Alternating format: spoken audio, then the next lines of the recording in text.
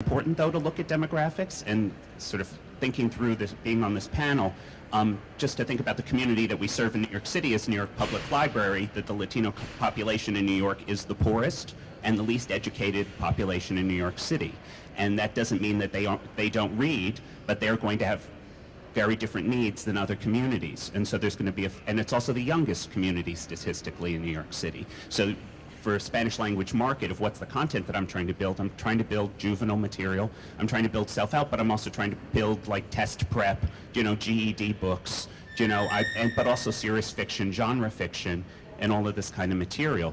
But it has to be very, very popular. I think one thing that I see in all kinds of markets is a pushing of academic material above popular material, which really isn't useful for me. If there's an e-vendor and they all have academic content, as a public librarian, I'm going to not be interested in a fundamental way. But if you have Harlequin romance novels and you have GED in Spanish, then you have my attention.